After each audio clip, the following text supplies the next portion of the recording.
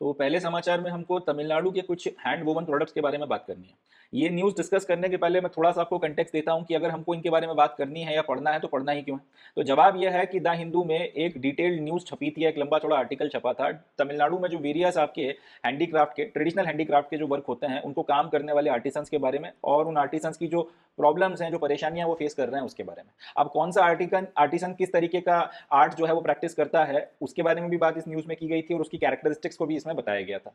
तो अब क्योंकि ये न्यूज़ द हिंदू में छप गई है, इसमें अलग अलग तमिलनाडु की वेरियस आर्ट फॉर्म्स का जिक्र आ गया है, इसलिए एक सीरियस एस्पिरेंट के तौर पर हमको ये न्यूज़ आर्ट्स एंड कल्चर का जो हमारा सेक्शन है यूपीएससी का, उसके पॉइंट ऑफ व्यू से हमको तैयार करनी है, इसको अच्छे से प्रिपेयर करना है। इसलिए इस पर्टिकुलर न्यूज़ में जो जो आपके ट्रेडिशनल हैंडीक्राफ्ट्स के बारे में बात की गई है जिनको तमिलनाडु में बनाया जाता है, उनको हम लोग इस न्यूज़ में डिस्कस करने वाले हैं। तो ये तो हो गया कंटेक्स्ट आपका, और यूपीएससी के किस सेक्शन को ध्यान में रखकर इसको पढ़ना है, जवाब हो गया आर्ट्स एंड कल्चर के सेक्शन को ध्यान में रखकर पढ़ना है। तो अब हम लोग ये न्यूज़ डिस्कस करना शुरू करते हैं। Hand woven products of Tamil Nadu, उसमें सबसे पहले हमको बात करनी है कुडाली करुपुर सिल्क साड़ी के बारे में।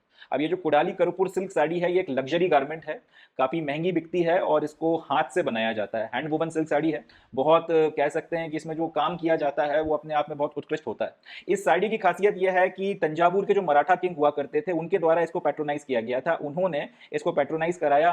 काफ़ी बड़े लेवल पर लोग तंजावुर में फिर इस साड़ी को बनाने में शामिल हुए और इसका अपना जो है एक कह सकते हैं कि एक इतिहास रहा है एंड काफ़ी ये फेमस साड़ी है, ना सिर्फ तमिलनाडु में बट अक्रॉस साउथ इंडिया ये साड़ी काफ़ी ज़्यादा बिकती है, काफ़ी डिमांड में रहती है। अब इसको जो कुडाली करुपुर सिल्क साड़ी बोला जाता है, इसके पीछे की भी वजह है। एक गांव पड़ता है तंजावुर के कुंभाकुणम टाउन में जिसका नाम है करुपुर, वहां पर इसको बनाने वाले जो वीवर्स हैं सबसे ज्यादा मात्रा में आपको मिलते हैं, प्लस सबसे लंबे वक्त से यहाँ पर जो है इन साड़ियों को बनाया जाता आ रहा है। तो इसीलिए इस विलेज के नाम पर, जिसका नाम क्या है करुपुर, इसी विलेज के नाम पर इन सिल्क साड़ीज को कुडाली करुपुर सिल्क साड़ी बोला जाता है। अब ना सिर्फ यहाँ पर सिल्क साड़ी बनाई जाती है, मगर ये जो आपका हैंड वोवन टेक्निक है इसकी मदद से यहाँ पे धोतियां भी बनाई जाती हैं, और इसके अलावा जो दूसरे आपके आइटम्स होते हैं, आपके दूसरे तरीके के गारमेंट्स होते हैं, वो भी यहाँ पर जो है बनाए जाते हैं। एंड इनको बनाने में 3 तरीके की टेक्निक का इस्तेमाल होता है। या तो हैंड प्रिंटिंग की जाती है, मतलब जो भी आपकी साड़ी है या जो भी दूसरा अगर आपका गारमेंट है उसके ऊपर जो भी डिजाइन बनाई जानी है उसको हाथ से पूरा जो है बनाया जाता है। दूसरा ब्लॉक प्रिंटिंग इसके ऊपर की जाती है। ब्लॉक प्रिंटिंग का मतलब ये कि आपने एक ब्लॉक बना लिया, उसमें फिर आप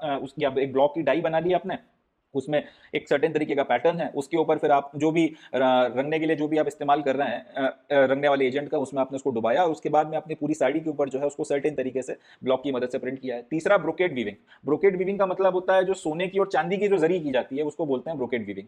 तो ये जो साड़ियाँ आती हैं इसलिए भी बहुत ज़्यादा महंगी बिकती हैं, लग्जरी गारमेंट हो जाती हैं, क्योंकि उसके ऊपर सोने और चांदी की जो है जरी का काम किया जाता है। तो 3 तरीके से यहाँ पे ये जो आपका कुडाली करुपुर सिल्क साड़ीज हैं और इसके अलावा भी जो दूसरे गारमेंट्स हैं इस तरीके से बनाए जाते हैं। तो ये तो आपकी जो है इसकी इन्फॉर्मेशन हो गई। अब मैं आपको इसकी फोटोग्राफ दिखाता हूँ। देखिए ये है कुडाली करुपुर की सिल्क साड़ी। अब इसके ऊपर ये जो सारे आपको पैटर्न्स देखने को मिल रहे हैं, जैसे ये पैटर्न्स देखिए एक जैसे देखने को मिल रहे हैं, ये एक डाई कास्टिंग की मदद से बनाए गए हैं। एक डाई बनाया गया होगा या फिर एक सर्टेन तरीके का पैटर्न बनाया गया होगा, उसमें फिर इंक वगैरह या जैसे भी वो बनाते हैं उसकी मदद से उस पैटर्न को उन्होंने बार बार रेप्लिकेट किया और उसकी मदद से ये पूरा का पूरा जो डिजाइन है बनकर तैयार हो गया। इसी तरीके से अगर आप यहाँ पर देखेंगे, ये मैं रेड कलर से दिखाता हूँ तो ज़्यादा अच्छे से दिखेगा। इसी तरह से अगर आप यहाँ पर देखेंगे, ये और ये जो सारा आपका ये जो सारा जरी का काम किया गया ये हाथ से किया गया काम है, और यहाँ पे ये जो काम देखने को मिल रहा है इसमें सोने का इस्तेमाल किया गया, पतले पतले सोने के महीन धागों का इस्तेमाल किया गया। इसके चलते ये साड़ी एक लग्जरी आइटम है, प्लस इसमें जो आपको आर्ट दिख रहा है सामने, जो जिसने भी इसको बना के तैयार किया उसका आर्ट कितना हाईली पॉलिश्ड है, आपको ये बात जो है समझ में आती है ये साड़ी के पैटर्न को देखकर। और इसके चलते ये साड़ियाँ बहुत महंगी बिकती हैं, साउथ इंडिया में बहुत डिमांड में रहती हैं, और दैट इज़ द रीज़न ये आपका कुडाली करुपुर सिल्क साड़ी बहुत ज़्यादा फेमस है। और इसके ऊपर अलग अलग तरीके के जो पैटर्न्स इस्तेमाल किए जाते हैं, प्राइमरीली देख लीजिए इनकी फोटोग्राफ्स, ये अलग अलग तरीके के जो पैटर्न्स हैं इनका काफ़ी इस्तेमाल जो है ये कुडाली करुपुर सिल्क साड़ी बनाने के लिए किया जाता है। तो ये हो गई अपना, ये पहला आपका आइटम हो गया, या पहली जो आर्ट एंड कल्चर में हमको बात करनी थी इस न्यूज़ में, पहले आइटम की वो हमने बात कर ली। अब यहाँ से कुछ क्वेश्चंस बनेंगे, एक एक करके अपन उन क्वेश्चंस को देखते हैं। सबसे पहला तो ये कि कुडाली करुपुर सिल्क साड़ी जो है वो कौन से स्टेट में बनाई जाती है या किस स्टेट को बिलोंग करती है, तो हमको याद रखना है ये तमिलनाडु में बनाई जाती है। और तमिलनाडु में भी आपका जो तंजावुर है, तंजावुर जिले का एक गांव है करुपुर, वहां उस गांव के नाम पर इसको, इसका जो नाम है कुडाली करुपुर सिल्क साड़ी दिया गया। इसको 3 तरीके से बनाया जाता है, इसकी हैंड प्रिंटिंग की जाती है, ब्लॉक प्रिंटिंग की जाती है, ब्रोकेड वीविंग भी की जाती है। ये तो खैर इसके ऊपर जब साड़ी आपकी बन जाती है उसके बाद में जो डिजाइन बनाने के लिए इस्तेमाल की जाती है टेक्निक्स, मगर पूरी की पूरी साड़ी जो है वो हैंड वोवन होती है, हाथ से इसको जो है पूरा बनाया जाता है। ये सबसे इंपॉर्टेंट एस्पेक्ट है, इसका याद रखना है। एंड कि जो तंजावुर के मराठा राजा हुआ करते थे, मराठा किंग्स हुआ करते थे, उनके द्वारा इस साड़ी को पैट्रोनाइज किया गया था। ये भी इसकी अपने आप में एक स्पेशलिटी है, इसको अपने को याद रखना है। तो ये 2-3 क्वेश्चन यहाँ से बनकर तैयार होते हैं। अगर कोडाली करपुर सिल्क साड़ी के ऊपर कुछ लिखने के लिए आता है या फिर कुछ अगर क्वेश्चन पूछे जाते हैं तो अपने को इतना ध्यान रखना है। चलें नेक्स्ट आइटम देखते हैं। दूसरा आइटम भी जो है वो एक साड़ी है, कोवई कोरा कॉटन साड़ी।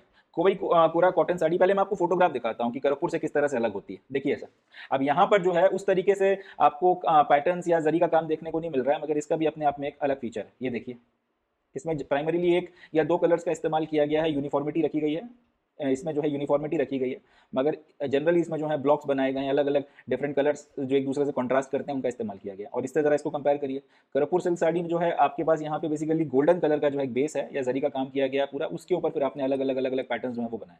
यहाँ पर क्या किया गया, जो नेक्स्ट साड़ी हम लोग पढ़ने वाले हैं कोवई कोरा कॉटन साड़ी, इसमें तो कॉटन का इस्तेमाल ज़्यादा किया गया, ऑब्वियस सी बात है, कॉटन की साड़ी है। तो दूसरा, इसके ऊपर जो पैटर्न्स बनाए गए जनरली ब्लॉक्स या तो इस तरीके से एक कॉमन कलर जो है उसका ज़्यादा इस्तेमाल किया गया है डिज़ाइन के लिए, इस तरीके से कॉन्ट्रास्टिंग ब्लॉक्स का यूज़ किया गया है, या फिर एक पर्टिकुलर कलर को प्रोमिनेंस जो है दिया गया है और उस पर कहीं कहीं बीच बीच में पैटर्न्स बनाए गए। ठीक है, ये उतनी लग्जूरियस नहीं है, मगर ये सामान्य तौर पर जो इस्तेमाल होने वाली साड़ियाँ हैं, ज़्यादातर लोग जिनका यूज़ करते हैं घर में आमतौर पर पहने जाने वाली जो साड़ियाँ हैं उस कैटेगरी में इसको रखा जाता है। They are a blend of cotton and cold water dyed silk.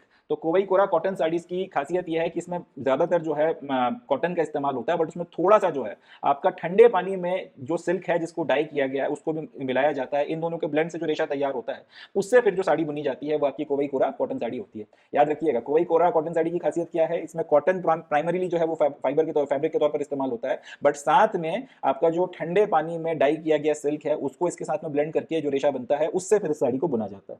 They are woven by weavers of Sirumugai Coimbatore जिला जो है तमिलनाडु का, वहां पर इसको बनाया जाता है और इसके पास में भी अपना एक ज्योग्राफिकल इंडिकेशन है, इसको जीआई टैग जो है वो दिया गया है।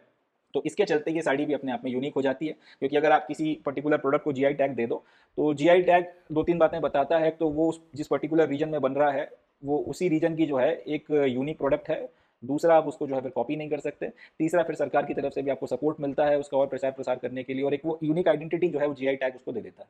तो ये अपना कोवई कोरा कॉटन साड़ी है, इसको भी अपने को याद रखना है। नाम ज़्यादा दो चीज़ें बनती हैं कि इसका जो ब्लेंड है वो कैसे बनाया जाता है, जो कपड़ा है इसका जो धागा है जिससे इसको बुना जाता है, जवाब हो जाएगा कॉटन और कोल्ड वाटर डाइट सिल्क का जो ब्लेंड है उससे इसको तैयार किया जाता है।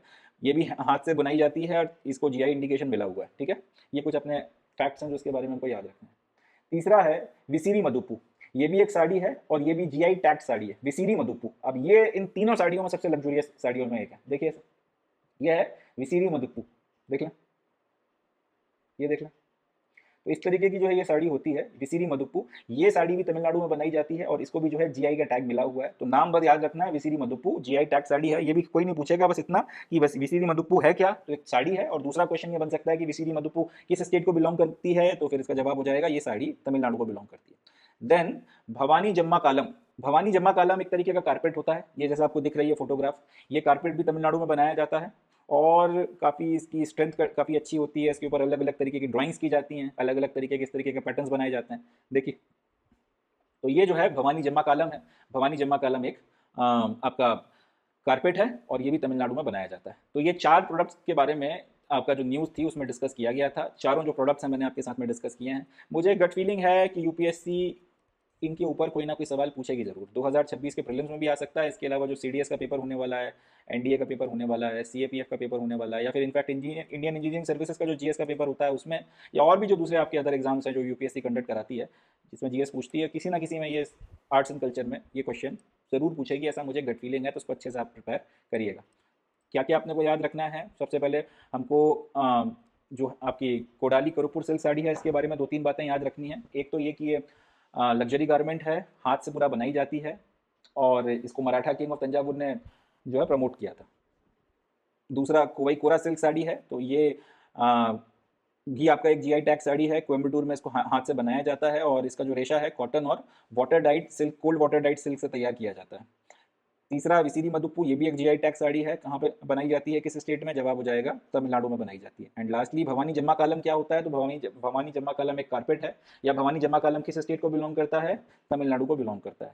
आर्ट्स एंड कल्चर में इन चारों में से हो सकता है, हाई चांसेस हैं कि किसी ना किसी एक के बारे में पूछ लिया जाए, तो अपने को इतना इनके बारे में बेसिक नॉलेज रखना है। चले, that's it from this news. अब नेक्स्ट न्यूज़ देखते हैं।